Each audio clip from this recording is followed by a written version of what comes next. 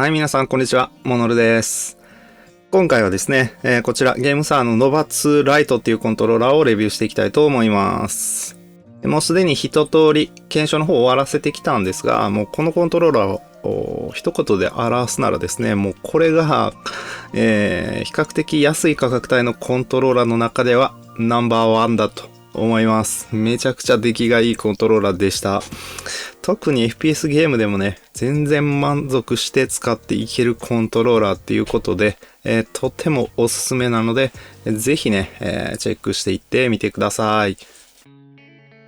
そしたら、サクッとモノルの方でですね、スペックの方をチェックしていきたいと思います。発売日は2025年7月3日っていうことでね、もう2ヶ月ぐらい経ってるんですけど、そこまでめちゃくちゃ話題になってるコントローラーってわけじゃないんですが、かなりね、これが良かったですね。価格4599円ということで、若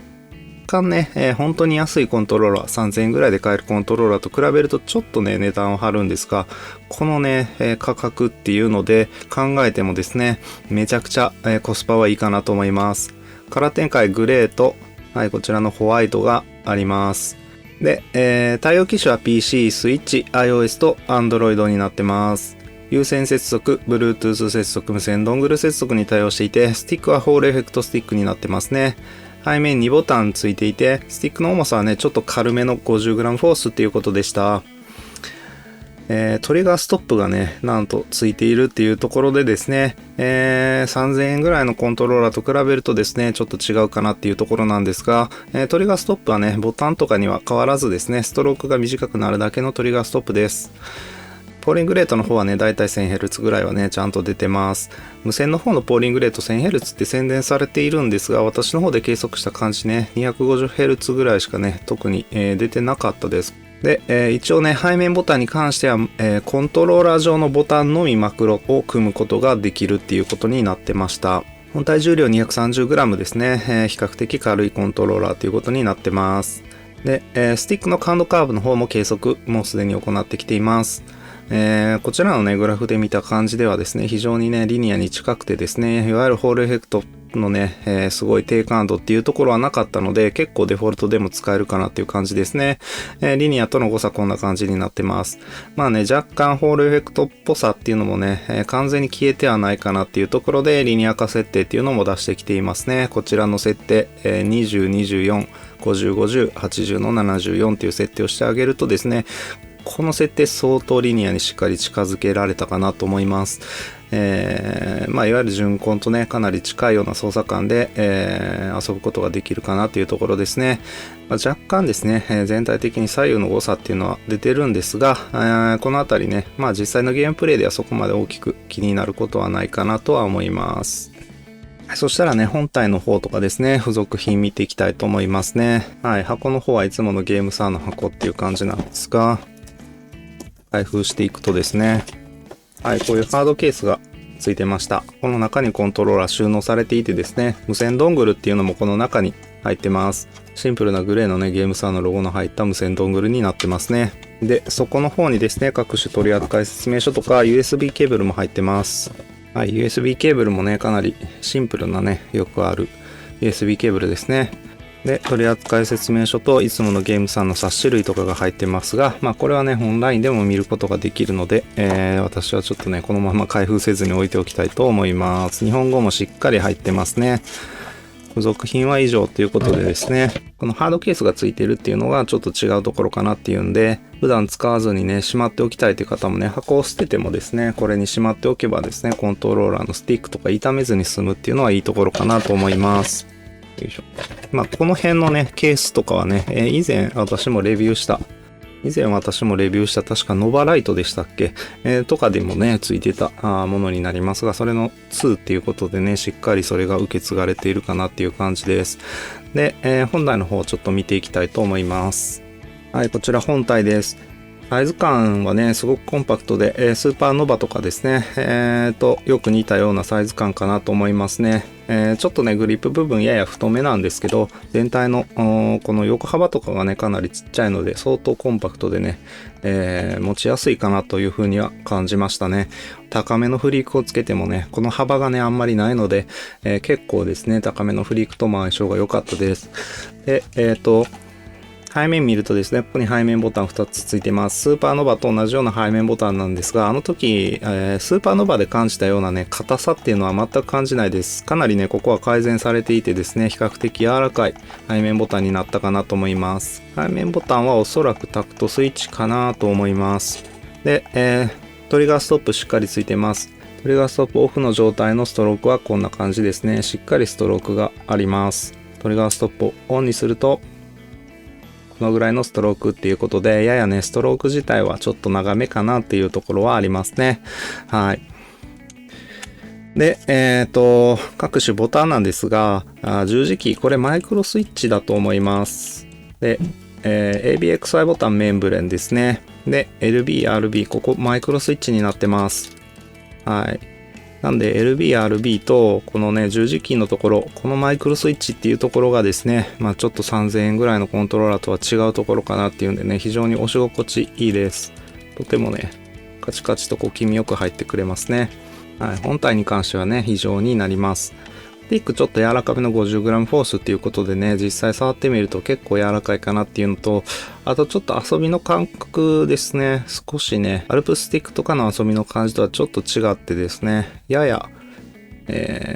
最初からテンションがかかっていて、徐々にテンションがきつくなって遊びがなくなるっていう感じでね、遊びの範囲の外側はテンション一定かなっていう感じなんですが、ちょっとね、この細かいところはやや違いがあるかなっていう感じがします。はい。で、スティックの直径なんですが、それは、18mm 弱ってところでね、PS サイズのスティックになってますので、フリークとかね、プレイステーション対応のフリークをつけることができるスティックになってますね。5000円切ってくるような価格で出されているコントローラーとしてはですね、非常によくまとまっているかなと思います。背面にボタンだけっていうところでね、ちょっとね、追加ボタン数やや少なめではあるんですけど、これでも十分ね、ゲーム、一通りのゲームっていうのはね、できるかなっていうところで、すごくね、しっかりしたコントローラーだと思いました。はい、そしたらちょっと接続してですね、こちらのコントローラーの設定をちょっと見ていきたいと思います。こちら Nova2 Lite はですね、ゲームサーコネクトの方で設定を行うことができます。プロファイル機能とかはなくてですね、一つだけってことになってますね。で、まずスティックの方を見ていきたいんですが、もうすでに私これ設定をね、いろいろ入れてしまってるんですが、デフォルトではデッドゾーン入っているので、こちらのね、ソフトウェアで、デッドゾーンを切ってもらうかですね、M ボタンとスティック押し込みっていうのの同時押しでね、デッドゾーンを切ることっていうのができますね。アウターデッドゾーンの形とかね、いろいろ言ったり、空気アルゴリズムとか言ったりしますけど、こちらもサークルとローで切り替えることができます。で、トリガーの方ですね、標準で5から95っていうことになってます。とりあえずね、この設定で私は使いたいかなと思いますが、他に振動の強さとかですね、あとは LED ですね。一応設定としては LED があるんですが、こちらのコントローラーは特に LED 光るところないんでね、これあんまり意味がないかなと思います。オートパワーオンオフとか、これは充電ドックを使った場合の設定で、これね、標準では充電ドックついてこないコントローラーですから、とりあえずね、こういった設定自体はできるんですけど、充電ドック持ってないと意味がないっていう形になります。で、監視のボタンの設定なんですが、一通りついているボタンについてはですね、この真ん中のゲームサーボタンと M ボタン以外は設定が可能です。設定無効化とかもできます。で、基本的なね、普通のボタンに関してはですね、コントローラー上のボタンしか設定することができないんですが、一応ね、同時押し設定っていうのはできます。はい、こんな感じでね、複数のボタンを同時押しにするっていうことができます。で、もちろん R スティック押し込み無効化もできますし、でね、この背面ボタンの2つ、こちらだけはですね、マクロ設定っていうのができるようになってますが、こちらもね、このコントローラー上のボタンとかスティックとかね、十字キーとかですね、そういったところを使ったマクロしか設定ができないということになってます。マクロの機能としてはね、まあ必要なものは大体揃ってるかなと思います。録画モードにしてみてですね。はい、こんな感じでね、録画してみると何個ぐらいこれ入ってますかね。そうですね。ここに書いてある通り12個までですね、ボタンのマクロっていうのが設定できることになってますね。ややね、この辺がね、少なめっていうところはですね、価格なりかなっていう気がしますね。ということで、設定ソフトは以上で、設定できる項目っていうのは比較的少ないんですが、欲しいところは結構あってね、感度カーブの設定もできますしね、すごくね、このあたり、ツボを抑えた、なおかつコストを抑えるようなシンプルな設定ができるっていうね、そういう風な、設定ソフトになっています。はい、そんなわけでですね、こちら、ゲームパッドテスターの方で新エンドチェックの方をやってね、区形アルゴリズムの様子っていうのを見ていきたいんですが、はい、右側の方が 2.6%、ややね、左上が欠けちゃってるかなっていうところで、このあたりの精度っていうのもですね、今のね、1万円超えてくるようなコントローラーと比べるとややですね、劣っているかなとは思うんですが、十分ね、これでも問題ないかなっていうぐらいではありますね。で、ローの方に設定した左スティックなんですが、こちらマックス入力じゃなくなるのが、だいたい結構強めですかね。0.6 ぐらいですか。そうですね。なんで 60% ぐらい斜め入力すると、マックス入力じゃなくなるって感じです。左はちょっと違いますね。やっぱり 40% ぐらいっていうことなんで、ややこのね、上下左右のいびつさっていうのはちょっとあるかなっていうところになってます。はい、そしたら遅延計測のためにノバ2ライトね、分解していきたいんですが、まずネジを、プラスネジですね、背面4つ外していきます。よいしょ。もう3つ外したので、あと1本だけですね。よいしょ。これで殻が割れるかなと思うんですが。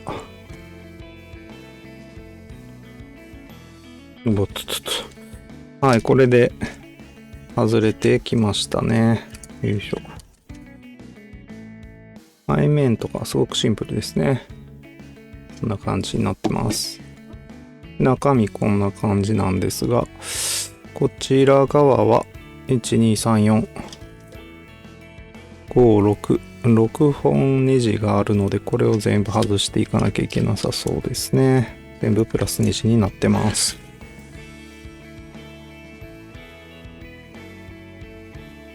はい、6つ外したので、これで外れてくるかな。どうかな。外れてきますね。おっとっと。中の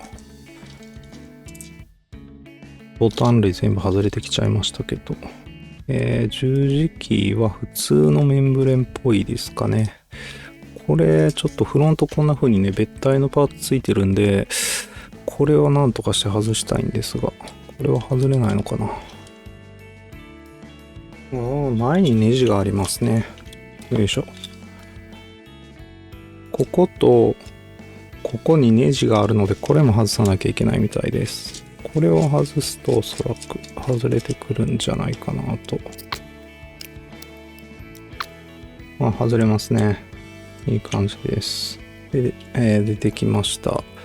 十字キー、これタクトスイッチじゃなくてマイクロスイッチかな。ちょっとマイクロスイッチのような押し心地のタクトスイッチなのか、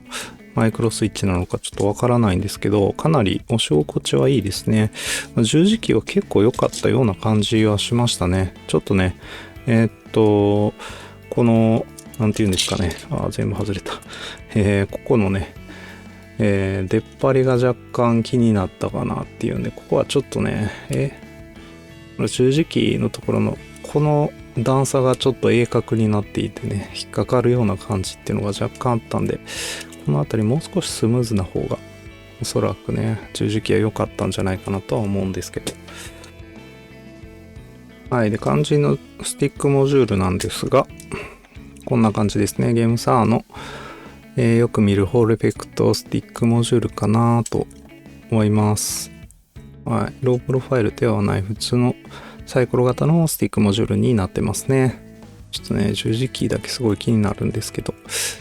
他の部分はメンブレンでね、ABXY ボタンとかもメンブレンで、ここの部分もメンブレンですね。他のボタンすべてメンブレンになってます。そしたらいつも通り Y ボタンとスティックの方の遅延の計測っていうのをね、できたらやっていきたいと思います。はい、それで遅延の計測結果っていうのをね、ゲームパッド LA さんの方で見ていきたいと思うんですが、まず赤色が有線ケーブル接続のボタンですね。緑色が無線ドングル接続、紫色が Bluetooth 接続っていうことになってます。はい。で、有線ケーブル接続の平均 2.23 ミリセカンドっていうことで、これはね、ものすごく優秀な値かなと思いますね。最大でも 4.66 っていうことで、有線ケーブル接続に関してはですね、相当速くて、かなり今のね、ミドルクラスのコントローラーと比較してもですね、十分、速いっていうところで、これであればですね、しっかりとね、対人戦のゲームとかもね、遊べるかなと思います。一方でですね、無線ドングル接続の方はちょっとね、不満の残る結果かなっていうところで 9.98 ミリセカンド、約10ミリセカンドですね。で、最大 14.5 ミリセカンドですね。ちょっとこれはね、遅いかなっていうところで、無線ドングル接続に関してはちょっと使えないコントローラーかなっていうふうに思います。対人戦以外でもですね、ちょっとこの遅延っていうのはね、気になる場面出てくるぐらいの遅さかなと思いますね。Bluetooth 接続に関しては、よくあるですね、こういった、遅延っていうことになりました。はい、そしたらゲームプレイの方ですね。Apex Legends、これはランク前シーズンの終盤になります。ダイヤ4ってことでね、そこまでランク高くはないんですが、結構ね、敵もそれなりに打ち合いできるっていうね、中でのランクマッチだったんですが、このノバ2ライトですね、リニア化設定本当にうまくいっているような気がしますね。先ほどのセンチネルのね、細かいエイムとかもちゃんとできますし、こういう近距離戦のエイムとかもしっかり追っていけます。なかなかね、悪くないリニア化ができたかなという気がします。そういうところも相まってですね、このコントローラー本当にね、すごくね、良かったかなっていうふうに思います。十分強くてですね、Apex Legends とかの FPS ゲームもしっかり遊べるっていうところで、このあたりはね、今まで見てきた安いね、コントローラーの中ではトップクラスに良かったかなっていうふうに思いました。ちょっとね、短めにはなっちゃうんですが、Apex Legends のね、ランクマッチ、前シーズン終盤回してきた様子っていうのを見ていただきました。はい。で、続いて Call of Duty Black Ops 6ですね。こちらもですね、Apex Legends と同様にですね、エイムバッチリ決まって、ましたね。最近ね、この TR2 っていうね、武器、単発武器なんですけど、こちらにハマっててね、これを、もっと育てたいということで、こればっか使ってたりするんですが、なかなかね、キルめちゃくちゃ伸ばすっていうのが難しかったりっていうね、結構ですね、難しい武器だなとは思うんですけど、その中でもね、こんな感じでね、かなり連キル伸ばしたりっていうこともできました。総じてね、本当に FPS ゲームのエイムっていうところではものすごくね、このコントローラーいいんじゃないかなっていうふうに思いますね。ホールエフェクトってところでね、TMR でもないので、そこまでね、最新のスティックを積んでるっていうわけではないんですが、十分ね、戦っていける。これはね、本当にノバ2ライトっていうコントローラーはね、一つの、この価格帯での、スタンダードなコントローラーになるんじゃないかっていうぐらい出来がいいかなっていうふうに思いました。トリガーストップのね、トリガー若干ストローク長いっていうところはね、やっぱり本当に短くてですね、スパスパ打っていけるようなね、ボタンに変わるようなトリガーストップと比べるとちょっとね、劣るかなってところはもちろんあるんですけど、別にね、だからといって、なんでしょう、勝率が下がったりっていうことはね、別にね、そこまでないかなっていうふうに私は思うのでですね、そこはね、問題ないかなと。このコントローラーであればですね、完璧な快適性とかを求めなければですけどね、ミドルクラスハイエンドなコントローラーとも十分戦っていけるっていうね、そういうコントローラーだと思います。はい、そしたら十字キーと ABXY ボタンのテストのためにスト6やっていきます。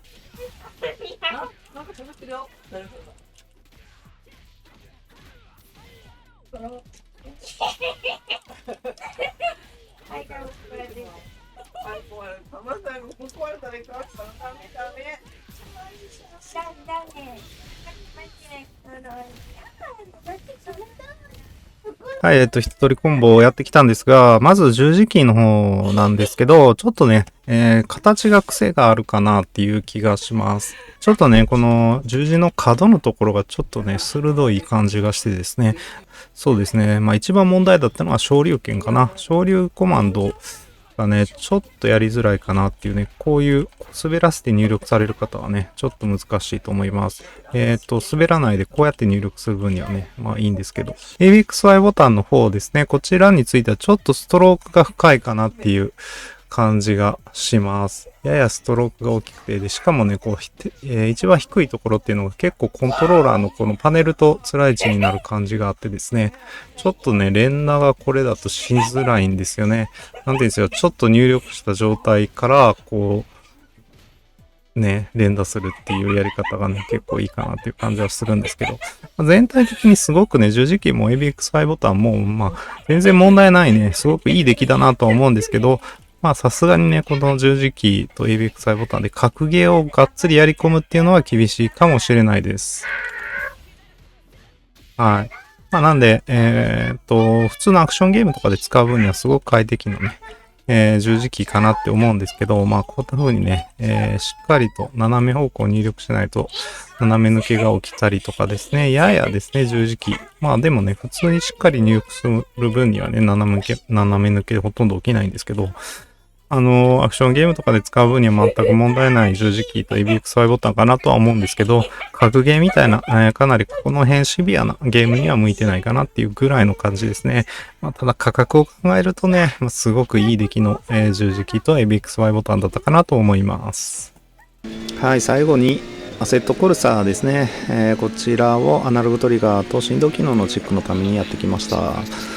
まずですね、振動機能の方なんですが、十分ね、いい振動だったかなと思います。全然ね、文句なく楽しめるかなっていうところで、迫力ある振動っていうのは若干足りないかなっていう気はしなくもないんですけどね、十分に繊細な振動っていうのも楽しめたかなと思います。で、まあそのあたりね、振動機能っていうのはゲーム差のね、いつも通りの品質かなっていうところですね。で、アナログトリガーなんですが、こちらストロークも十分でね、すごく良かったです。スティックのね、リニア化設定がうまくいっているというところも相まってですね、とても操作しやすかったですね。レーシングゲームにもね、十分使っていけるコントローラーだと思います。このね、今回のね、ベストタイムが出せたラップなんかはね、割とミスっててですね、これは単純に私のね、ミスだったかなっていうところがちょこちょこあったんですけど、まあね、本当にね、こういうミスなく走れればもっともっと全然いいタイム出せたかなっていうところで、まあ、このコントローラーを使い込んでね、もっといいタイムをね目指して、やり込んでいくなんていうね、そういう楽しみ方も十分ね、できるようなそんな、コントローラーだったかなと思いますね。まあ、本当にね、苦手なゲームって言ったら格ゲーぐらいなのかなっていうね、そんな感じのコントローラーなので、本当にね、幅広くオールラウンドにね、楽しめるそんな、コントローラーだったかなと思います。